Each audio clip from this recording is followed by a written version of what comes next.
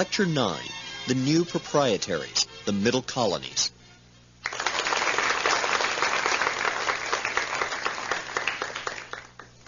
I'd like to talk about the middle colonies, New York, New Jersey, Pennsylvania, and Delaware, and to see if we can't find some underlying similarities within these heterogeneous communities. To a great extent, the middle colonies are defined by what they are not, as opposed to what they are. They are not as reliant upon slavery as the southern colonies, the Chesapeake, and in addition, they're probably more urban than the southern colonies. On the other hand, unlike New England, the middle colonies are less nucleated, less organized around churches and individual towns, and in addition, there's much more religious heterogeneity in the middle colonies than we find in New England. So, to a great extent, the middle colonies are a geographic expression, and it's not easy for historians. And as a matter of fact, it has been a very vexing problem for historians to find some central core of the middle colonies which allows us to designate them as a region for reasons that are not merely geographical. At first glance, this seems a particularly difficult problem because the origins of the colonies are quite various, and not only are they quite various in their origins, but they're various in the way in which they develop and in which they expand. New York and Pennsylvania are the two most important of the middle colonies. Delaware and New Jersey are rather secondary, and if we look at New York and Pennsylvania in particular, we will find a great deal of dissimilarity between the two. Now, in the case of New York, it's first settled by Europeans in 1624, and the Dutch make the initial landing there. They find that the Hudson River is a likely vehicle for trade, and in addition to that, it seems that they can build defensible outposts on the islands at the mouth of the Hudson River, and this results in the founding of New Amsterdam. Now, New Amsterdam is a very tiny settlement. There are not a tremendous amount of people there. It's primarily a trading outpost. The Dutch didn't have a tremendous volume of settlers moving across the Atlantic Ocean. Their first concern was to establish commercial outposts, which is why they go up the Hudson River and eventually found not just New Amsterdam, but also the city that will become Albany, New York.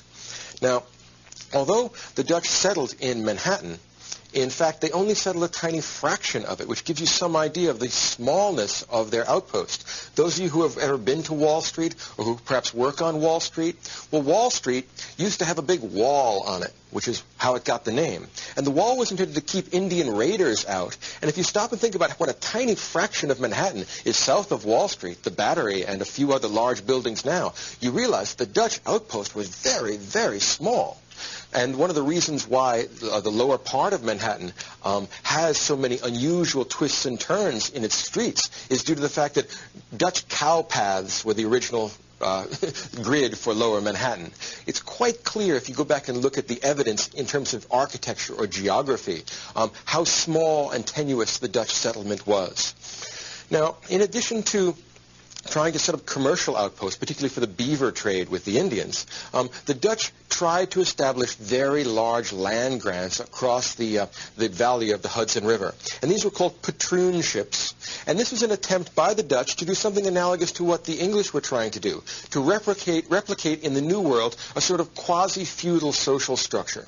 In other words, large land grants would be made to specific individuals who were given the land on the assumption that they could bring over a given number of colonists. The idea being that they would improve the land, that the landowners, the patroons, would be able to extract a surplus from them, and that the Dutch would get a colony which was ready-made at a minimum amount of expense. So one of the things that should be noted in the initial Dutch settlement of not just New York, but the whole Hudson River Valley, is the fact that very large land grants will be made, and this will have an important influence on the further development of the colony later on.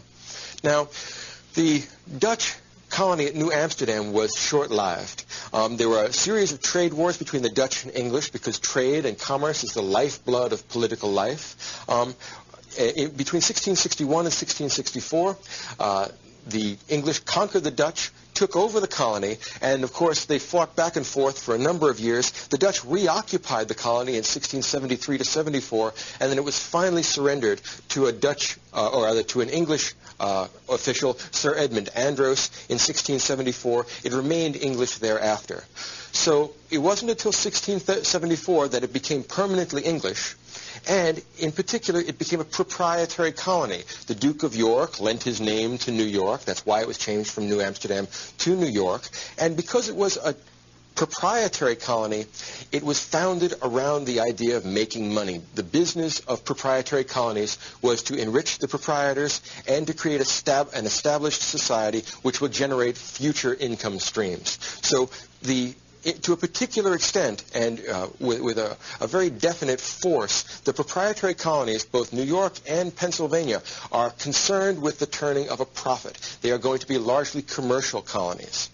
Now, in the furtherance of these commercial ideals, of these commercial intents, the New York legislature put together a Charter of Liberties in 1683, and this would allow for things like equality before the law, and it would allow for things like a trial by jury. It was essentially a libertarian document. It was annulled and not accepted by the English authorities in 1685, but the idea was that these commercial men were interested in creating a political and governmental organization which will further their property interests, further their commercial interests, and establish things like equality before the law and the sanctity of contract and things like that. So they were looking for a great deal of autonomy, but at the same time a great deal of security. They wanted a minimum amount of outside interference, and they wanted a certainty that they would be able to keep their property. Now, let's contrast that with the origins of New York with the origins of Pennsylvania. It's worth considering that Pennsylvania had relatively few land grants that were large. Small household farms, 40 acres, 60 acres, 100 acres, were much more common in Pennsylvania. In 1680, a grant was made to Sir William Penn, who was the father of the William Penn that came to Pennsylvania. He established a frame of government in 1682, which was rather like and certainly influenced the Charter of Liberties that we found in New York in 1683. And what Penn wanted to do was particularly to establish religious liberty. Penn was a Quaker, and Quakers were persecuted in England at the time. They were not a respectable brand of Protestantism at the time, and for that reason, Penn was hoping to create in Pennsylvania an area which would be free of religious inquisition, free of religious bigotry, which would allow for, at least for all Protestants, to live together in harmony. So he emphasized the idea of freedom of religion and freedom of conscience in his frame of government, and it was revised over the years, but the idea of religious toleration was very important in the history of Pennsylvania, and for that reason it attracted not just Quakers, but Huguenots, and Anglicans, of course, and in addition Baptists and Lutherans, a whole collection of various Protestant sects settled in small family farms in Pennsylvania. In that respect, it was quite different from the pattern of settlement that we saw under the Dutch and later under the English, which granted very large tracts of land in the development of New York. Now, by 1701, a Charter of Liberties had been written for Pennsylvania, which included many of the great liberties that became celebrated when America became its own independent country. Things like freedom of assembly, freedom of speech, freedom of religion were all built into the Charter of Assemblies, and this maintained itself as the Constitution of Pennsylvania right down to the Revolution. So from 1701, the hand of Penn was seen in the establishment of certain kinds of civil liberties, and this tradition was very important in developing the expectation of civil liberties that was characteristic of the American Revolution. Now, in addition to this tradition of civil liberties, particularly this idea of freedom of religion, Penn was an international thinker, and that was very, very important. In other words, Penn was a very broad-minded individual. He had traveled considerably in Europe and knew that there was a great deal of religious persecution going on in Western Europe, and that this made possible an increasing population for Pennsylvania if he could persuade Germans or the Dutch or the Swedes or even the French Huguenots to come and settle in Pennsylvania. And this did turn out to be a great attraction. The idea of religious liberty brought many different nationalities and many different Protestant sects to Pennsylvania. So Pennsylvania from the very outset was intentionally international and intentionally multi-sectarian. The result was religious toleration created the possibility of these multicultural communities, but in addition to that, it helped these multicultural communities flourish because people were inclined to come to a place where they wouldn't be persecuted. This was the exception rather than the rule in 1700, and that's one of the reasons why Pennsylvania thrived to the extent that it did. Now, New Jersey, to a great extent, was a secondary colony. Benjamin Franklin, perhaps the most important and influential man of the middle colonies, once said that New Jersey is like a keg tapped at both ends, because northern New Jersey was the market, was a market and a kind of backcountry to New York City. Southern New Jersey had a powerful Quaker influence, was very closely associated with Philadelphia. So for that reason, cities developed, and the urban commercial life was very important in the middle colonies. Big cities develop in New York at the mouth of the Hudson and also in Philadelphia. And New Jersey turns out to be a split market, which helps the development of urban commercial life in both New York and Philadelphia. And to a great extent, New York and New Jersey were identified in political life. It wasn't until 1738 that a separate governor was appointed for New Jersey. Prior to 1738, the governor of New Jersey and the governor of New York were always the same person. So it turns out that it's not until fairly late in the colonial period that New Jersey begins to get its own separate identity. The same sort of problem emerges with Delaware. Delaware doesn't pull out, isn't eliminated from the land holding of Pennsylvania until the early 18th century. And although the Assembly in Delaware begins to meet in 1704, Pennsylvania and Delaware had the same governor right down to the Revolution. So the two key states in the middle colonies are Pennsylvania and New York, and to a great extent this is a function of the fact that they had commercial urban life, which allowed them a great deal of political influence in the hinterland. So if you look at Pennsylvania and New York, you are looking at the most important elements in the middle colonies. Now, it's important to think about the process by which people would go about settling the middle colonies. And for the most part, rivers are unusually important here. Because rivers gave an easy access to the backcountry, and easy access both to the Indian trade and to unpatented, unclaimed land, they were very attractive to the new settlers. And if you stop and think about it, those of you that have driven Route 95, or those of you who have driven, say, the New York State Thruway or the Pennsylvania Turnpike, know full well how hard it would be to get anywhere if you didn't have highways. Now imagine the first colonists coming to New York State, or coming to New Jersey, or coming to Pennsylvania. How are they going to get away from the coast?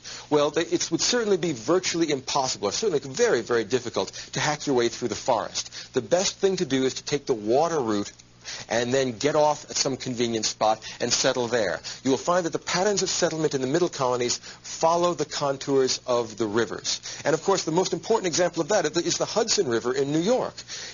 There was a thriving trade in beaver skins from the earliest Dutch days in New York, and that's the reason why people used to use the Hudson River as the main commercial artery up and down New York State. That's why Albany becomes an important trading post and eventually the capital of New York State, and that's also why most of the big land grants are made on the banks of the Hudson River. Things like Livingston Manor, all right, Cortlandt Manor, Rensselaerswyck. All of these go back to the early colonial period in New York when giant manors were being laid out, huge tracts of land. In addition to the Hudson River, the Delaware River was very important. The Delaware River had a combined ethnicity of Swedish Lutherans that had come in very early. They had tried to establish a new Sweden about the same time that the Dutch were establishing New Amsterdam, and they met pretty much the same fate because the English came in and overwhelmed both New Sweden and New Amsterdam, but the Swedes stayed there. If you drive down Route 95, you will see at the bottom of Pennsylvania, Swedesboro, and obviously that name goes back quite considerably in the history of Pennsylvania. So in the Delaware River, you find Quakers, because they are so important in the settling of the middle colonies, and also Swedish Lutherans. In the Susquehanna River, that is largely settled by Germans. German Lutherans, German Mennonites, and Moravians settle up and down the Hudson River, and you may mistakenly believe that simply because they spoke German, that they were quite a cohesive group. In fact, for the most part, these were small, self-contained communities, and when language doesn't serve as a barrier between people, often religion does. So you will find that Lutherans of various descriptions, speaking Swedish or German, will form separate communities, and also people speaking the same language, German or Dutch, will form separate communities sometimes based upon religion. So what we find in the middle colonies is a heterogeneous grouping of people that to a great extent form separate communities. This is both a consequence of religious toleration, and it's also a kind of help to religious toleration, because nothing else would really be possible. There were too few Anglicans, and certainly too few Congregationalists, to create an established church which could develop without tremendous popular opposition. So what we'll find in the Middle Colonies is a great deal of heterogeneity. Heterogeneity of religion, heterogeneity of language, and also heterogeneity of nationality. In addition to this heterogeneous mix of nationalities and religions, we'll also find quite a heterogeneous economy. For the most part, there was not one staple crop in the Middle Colonies. The beaver pelt trade and the deerskin trade were important for New York and Pennsylvania, but that had a limited amount of possibility because as the deer and as the beaver were gradually eliminated, it became harder and harder to find the source of that trade, and also the Indians are gradually being pushed back. For that reason, they went to a combination of wheat and livestock. Wheat was the main cereal grain of the Middle Colonies. They exported a great deal, but the problem was that wheat was not an especially profitable crop. You could turn a small profit on it, but it wasn't nearly so profitable, for example, as rice was in South Carolina. What that meant is that because you couldn't grow a very profitable crop like rice in the Middle Colonies, people stuck to wheat, and their returns were modest. And that means that a small family farmer could produce sufficient for himself and his family, and by selling off some of the surplus, he could gain access to markets and gain a little bit of money to pay his taxes and to buy some consumer goods. But there was rarely a tremendous accumulation of wealth in the Middle Colonies. You could make a pretty good subsistence as a family farmer, but you were not likely to become rich. To become rich, you had to be living in one of the plantation zones, and you had to get control of labor. What we had is, in a mixed agricultural economy, is production for market, and often a man and a wife and a family come, settle down, clear the land, start growing a few crops to subsist on and to sell to the market to make ends meet, and then sell off the cleared land at a profit and then move further west. That process and that pattern is seen throughout the history of colonial America, but it's particularly important in the colonial Middle Colonies. That's one way in which a small family farmer could accumulate wealth, by clearing the land, by getting roads put in towards his land, which make it more accessible, which increase its value, which allows him to sell and buy land further on the frontier. A larger piece of land, and again, the same process would be replicated. What's most important about the Middle Colonies is that they have cities and city life, and in particular, a merchant elite emerges in these cities, and this is where the real money is. In the history of the United States, you can never completely separate money and political influence. That's, understandable enough. The places in the Middle Colonies where we're going to find the greatest amount of wealth will be in these commercial elites that develop in the cities, and it's very important to note that these kinship elites are that these mercantile elites are based upon the idea of kinship.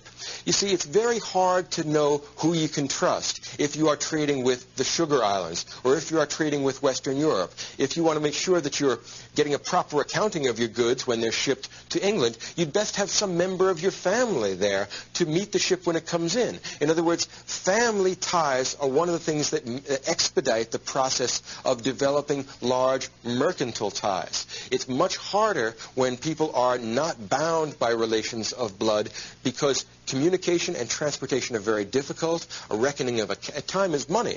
A reckoning of accounts can be quite a long and painstaking operation, and you don't know who to trust so far away. If someone says that your goods were damaged in transit, unless it's your brother or your son or your father, how do you know whether to trust them or not? If someone signs on and swears an affidavit, how do you know he's not taking money under the table? Corruption is too easy given the relatively primitive communication and transportation system. That's why kinship networks are very important to the development of these commercial elites. Now, in addition to these kinship networks that we find in both Philadelphia and New York City, we're also going to find that the social structure will be very good for small family farmers. People that come over from England or from other parts of Western Europe, from France or from Germany, often are desperately poor. Remember that, for the most part, the people that come to the United States were losers back at home. Very rarely does the king of any country decide to go and start a farm in Pennsylvania. If you are doing great back in Western Europe, there's no reason for you to want to leave. In other words, America is the kind of cast-off, to a great extent, of Western Europe at this time. What that means is that the people coming to America, assuming that they're not enslaved, are coming because they are desperately poor and want to try a fresh start. Because of their poverty, often they had to come over as indentured servants. Now, an indentured servant would come over and would not be able to pay for his passage, which was quite expensive at the time and also quite dangerous. Come over on shipboard, and the captain would sell him as part of the cargo, would sell him for a limited amount of time, usually 7 years, and he would, the indentured servant would work for someone in the colony for 7 years, and the person who bought the indenture would pay the captain a given price, and that would compensate the captain for the cost of moving the indentured servant over to the New World. Now, that process was quite common. It was probably more common in the 17th century than in the 18th century. And in the 18th century, a new form of indenture develops, which is very important for the peopling of the middle colonies because it was one of the most popular ways of having people come to the middle colonies. Remember that very few people, particularly poor whites who are going to work with their hands, very few of them want to go to the South because they don't want to compete with slave labor. Understandably enough. On the other hand, very few of them, unless they're Congregationalists, want to go to New England because of the fact that New England has that religious homogeneity, doesn't allow for very much in the way of religious freedom. So if people want religious freedom, and if they want a chance to increase, to better their lot economically, the middle colonies was the place to go. And a new form of indenture comes in. It's called redemption. And the people who engage in this are called redemptioners. And for that reason, the middle colonies get a name as being the best poor man's country. One of the great books on the history of colonial Pennsylvania is called The Best Poor Man's Country. And this book shows the ways in which a poor individual could come to Pennsylvania and do tolerably well. Probably wouldn't become the analog of a millionaire, but could have a fairly comfortable life, far more comfortable than they would have had at home. Now, redemption is different from an indenture in the following way. If you have a little bit of money, and particularly if a family has been working for some months trying to get up the cost of passage, and a ship is leaving, what you would do is pay part of the passage and become a redemptioner rather than an indentured servant. So if it costs 10 pounds to cross the Atlantic, you could put up 3 pounds or 5 pounds and say, for the balance that is owed to the ship captain, I, and more usually I and my family, will become redemptioners. So if a man and wife and several children were to cross, they still had a balance left on the cost of their passage. They would say, I will redeem that cost when I get to Philadelphia or when I get to New York. What they would do is something like this. Instead of being sold, instead of being a kind of chattel, being sold by the ship captain, they would be allowed to go ashore, and they would be given either a week or a month, some small period of time in which to strike the best bargain that they could. Now, since they weren't obligated to do the full 7 years as an indentured servant would, often redemptioners would come to the New World and would only be obligated, they could get a good deal. Remember that the control of labor is key throughout colonial America, and the price of labor is much higher in colonial America than it is back in Western Europe. So you can sell your skills and the skills of your family and children at a relatively high price, and you'll have only a small amount of time to redeem. So often a redemptioner would come to Philadelphia and sell his services and the services of his family for 1 year, 18 months, 2 years. And for that reason, it was possible to get a very quick start in life. You come in, the balance of your passage is paid to the captain for as soon as you sign your redemption certificate, and then you work for somebody for a year. If you do that, you can come in, and then once you finish your year, go back, settle on attractive land, and become a small subsistence farmer. Not only will you make subsistence, you'll be able to feed your family, but you will, in addition, be able to sell some from market, gradually accumulate wealth as your land is cleared, and then start the process of extending the frontier once again. So the middle colonies got the name of being the best poor man's country, and that's probably, there's a certain degree of truth in that. In addition to that, there was very little slavery, which is also quite important. Slavery was mostly confined to the Chesapeake and even to a greater extent to the lower South, South Carolina. And since slavery was rare and generally only found in the urban areas, there wasn't too much competition between free labor and slave labor that kept the wages high, which was always of great concern to people that would be working with their hands. More than 90% of the people in the middle colonies were farmers. So although I'm emphasizing the importance of cities because that's where a great deal of the political intrigues go on, and that's where we have a good bit of the commerce and the concentrated wealth, most people in the middle colonies were small family farmers. And except in New York, which had a great deal of tenant farm, or a great deal of large landholding and some degree of tenant farming, most of the farmers in the middle colonies owned their own land. And that, of course, was the great goal for many people coming to the colonies. They wanted to own their own land. It was a land-hungry society. Now, I should emphasize the heterogeneity of the middle colonies, particularly both religious and ethnic. We had New England Congregationalists who had been gradually extending the borders of New England to the point where most of eastern Long Island, things like Southampton and Southold, are settled by Puritans, or Congregationalists rather, Yankees. In addition to New England Congregationalists who were in northern New York State and also in Long Island and also in northern New Jersey, we also have the Dutch Reformed. Remember that the Dutch had never been completely displaced, particularly from New York, so there's a considerable number of Dutch Reformed churches in the valley of the Hudson River. In addition to that, there are quite a few Dutch in Delaware as well. Quakers had always been important in Pennsylvania and the southern part of New Jersey. And there are Quakers also in Delaware as well. And Anglicans are to be found in every colony, but there were never any substantial number of them except in the cities. Cities were the center of political control. The Anglican Church was the established English church. So most of the Anglicans to be found will be found in those commercial centers. And in addition to Anglicans, there are Presbyterians. We have Scotch-Irish eventually in the back country of all of the middle colonies. There's a sprinkling of Baptists, particularly in New York. And there are even a few Jews and Catholics, although there are very few of those. There are some Sephardic Jews from the Dutch times that remained in Manhattan. But for the most part, there weren't very many Jews or Catholics. Toleration then meant toleration for Protestant denominations. To us, that may sound somewhat sectarian, but in fact, for the place and the time, it was actually a step forward in religious freedom. So for the most part, there was a considerable degree of religious toleration. But stop and think about it.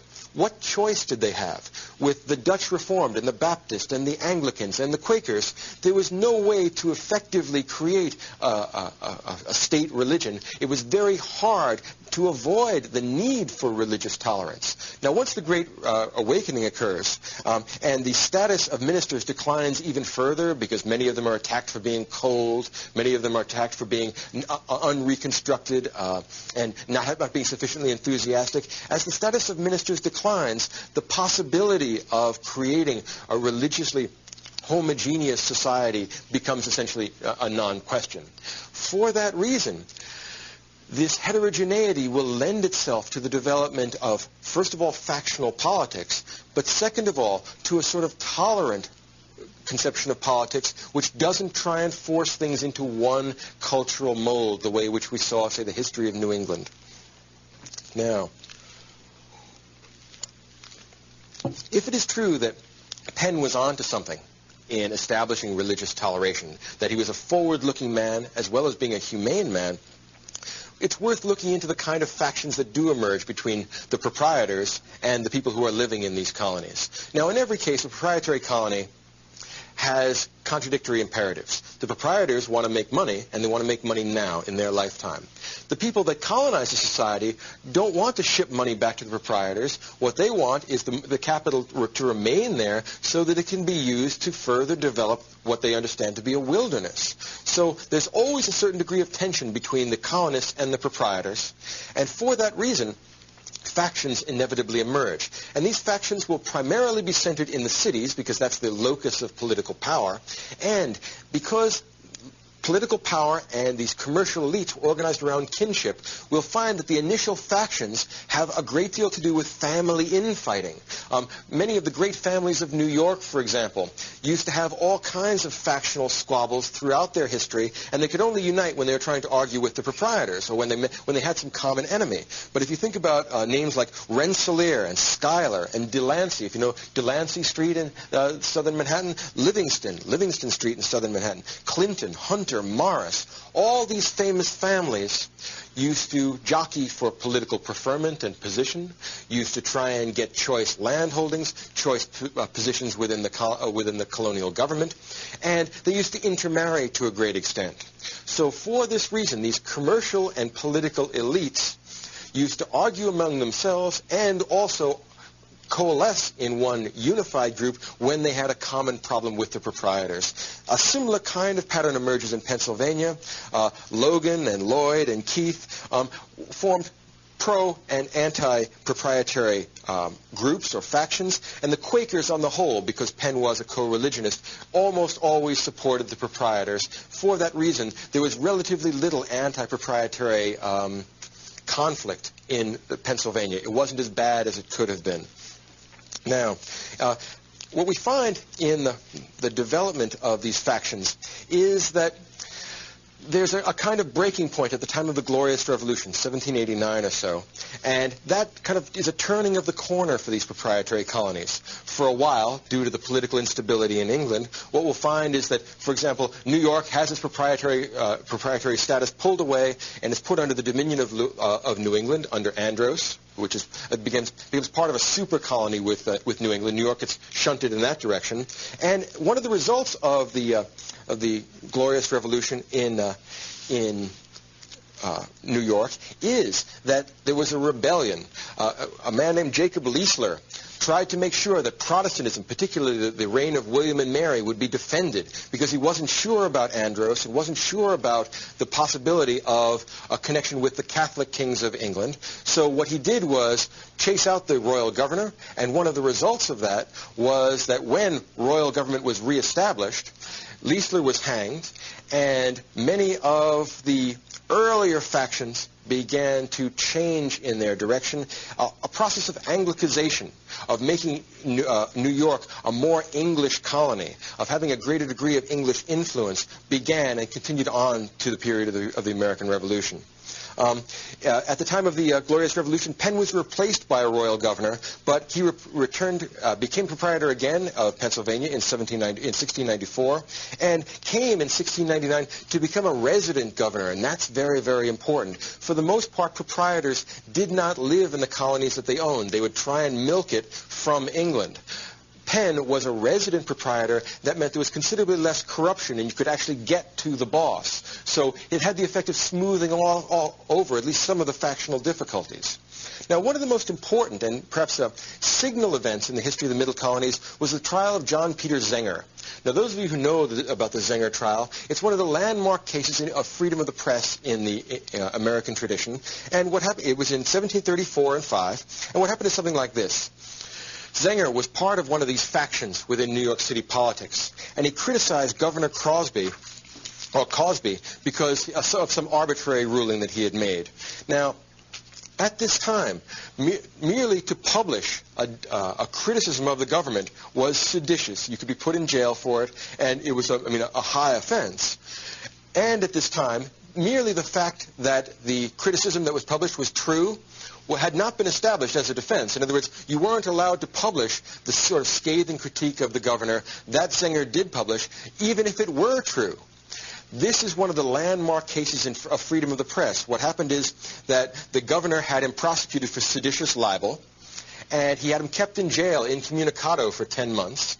And when he was allowed to stand trial, Andrew Hamilton, a famous Philadelphia lawyer, came up, argued the case, and won on the basis of the argument that the criticism that had been published was true. Now, much of the data, or much of the evidence showing that his criticism was true had been left out, had been ruled inadmissible. But the trial, because the jurors were swayed by it, the jury went with John Peter Zenger and established one of the landmark freedom of the press cases in the history of the United States. Now, the United States, of course, doesn't exist yet, but if you think of the Constitution, not in the American sense, but in the British sense of an established series of traditions, at the point of the John Peter Zenger case, freedom of the press becomes part of the American Constitution in that British sense, in the sense of an established body of traditions. And that's why this is such an important case. It also suggests that factional infighting had become so nasty and so bitter that the government that was standing would do anything to squelch it. When that was taken away, it meant that factional infighting became that much more difficult and became that much more nasty. And the elaboration of these factions will generate the first gropings towards a political party system. And this is in some ways what the most important thing about the pre-revolutionary generation is. Established splits which are based upon factions of various kinds. There's an upcountry, for example, and a low-country faction. There's a coastal faction and there's an interior faction. Think of the history of upstate and downstate New York. That factionalization exists today. There's a court and a country party. There are the people surrounding the governor, and there are those who are in opposition to the governor.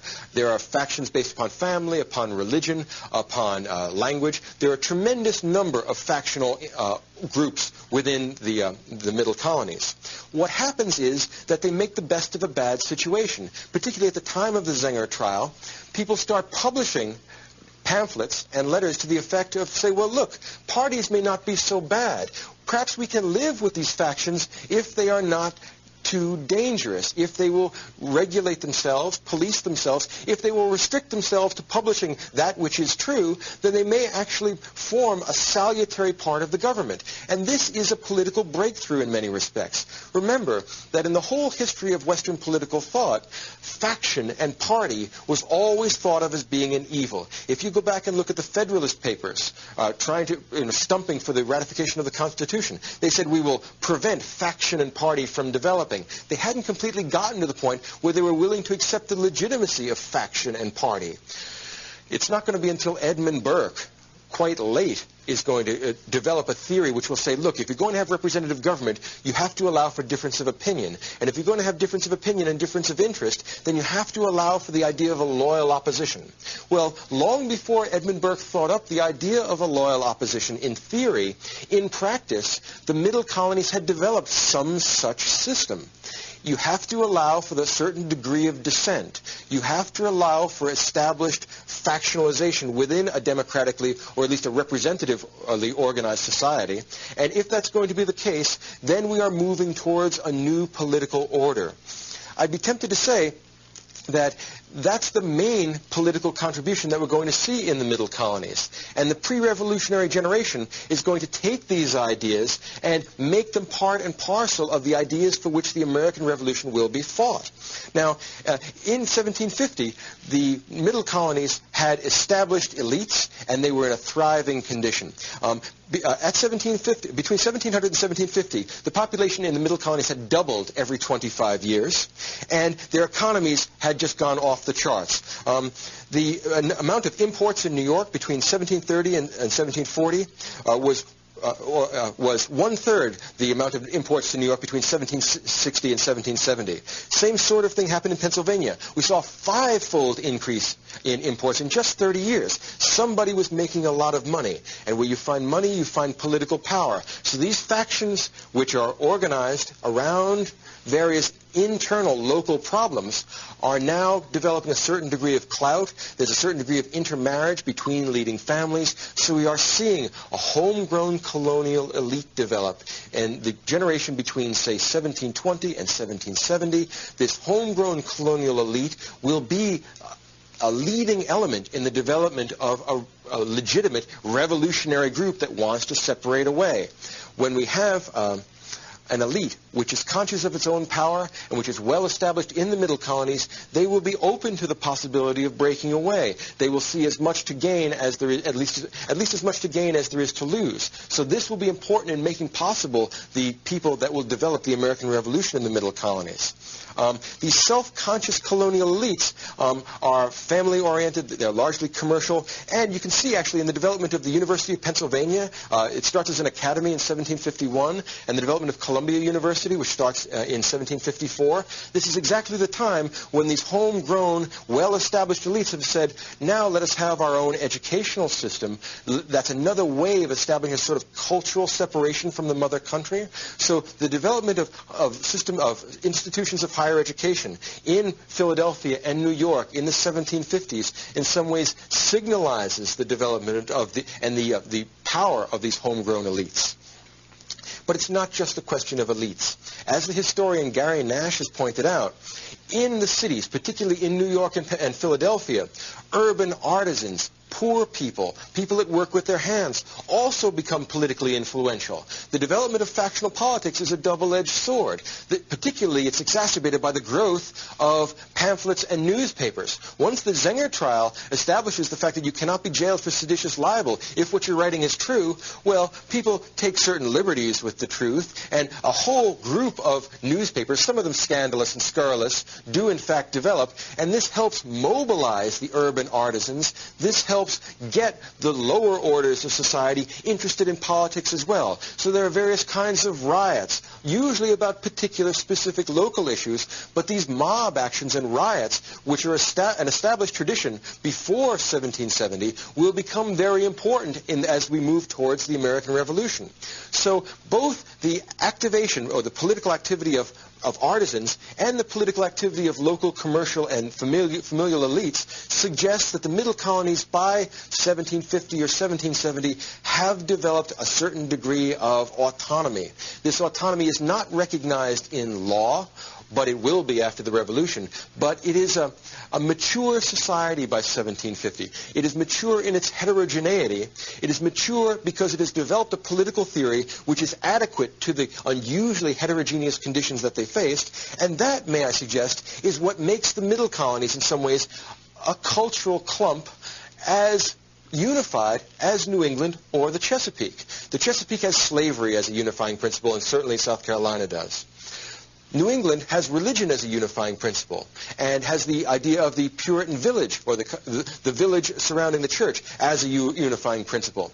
The middle colonies weren't nucleated to that extent, and they didn't have that much slavery. But what they did have was heterogeneity. And strangely enough, the political consequences of this heterogeneity are a political culture which, in fact, unifies the middle colonies. They are unified by their diversity. I know that sounds like a strange and rather contradictory thought, but in fact, there's a considerable degree of tolerance.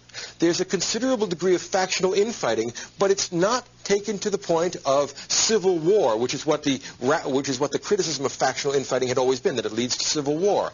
In fact, they managed to create the first loyal opposition in America. And the idea of a loyal opposition is an enormously sophisticated thought. It takes a great deal of political maneuvering and political thought and political work to make a loyal opposition possible. It is this loyal opposition and the idea that faction is not necessarily an evil thing that makes the middle colonies an important contributor to the ideology of the American Revolution and to the ideology of the United States. They allow for freedom of dissent so long as it's kept within regulated bounds. They are making a virtue of necessity, but in so doing, what they did was create a regional culture that is based not just on geography, but on ethnic and political necessity. And I'll close with this idea.